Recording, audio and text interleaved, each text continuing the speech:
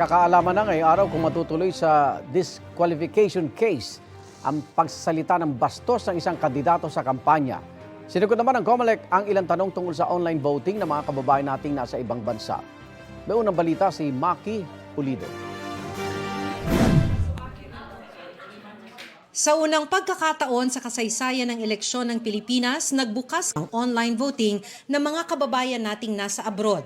Kaya malayo man sa embahada o nasa laot, makabuboto ang nasa 55,000 OFW na nag-enroll sa online voting. Bukas na rin ang mga embahada at konsulada ng Pilipinas sa pagboto ng mahigit 1 milyong registered overseas voters hanggang 7 p.m. oras sa Pilipinas sa May 12.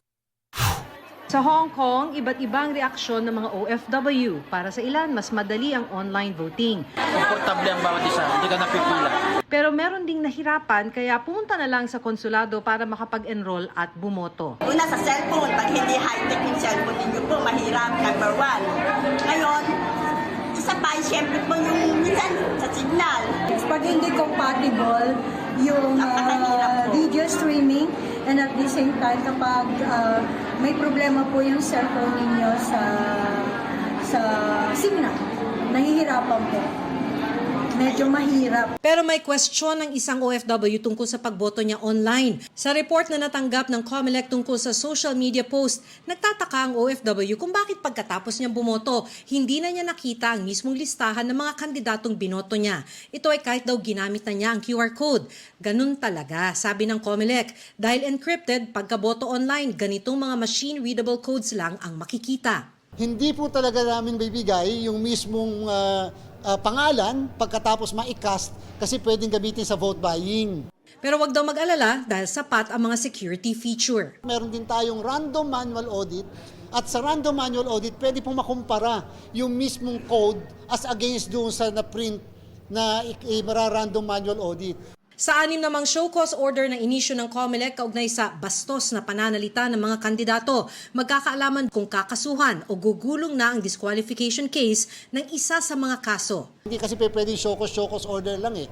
Kasi pag show cause lang, sasabihin ng sambayanan, hanggang dyan lang pala kayo. May mga kasunod pang show cause order kaugnay ng vote buying at abuse of state resources. Hindi rin pinalampas ng COMELEC maging ang paggamit ng emergency alert message sa pangangampanya ni Richard Co, gubernatorial candidate ng Masbate, Fernando Talisic, kandidato para Vice Governor, Elisa Co, congressional candidate, at Olga Co, kandidato bilang City Mayor. Sinusubukan pa namin kunan ng pahayag ang mga naturang kandidato. Technically, ang dapat na may-ari lang ng text plus machine ngayon, yung mga LGU na ginagamit sa emergency situation o kapag may natural calamity.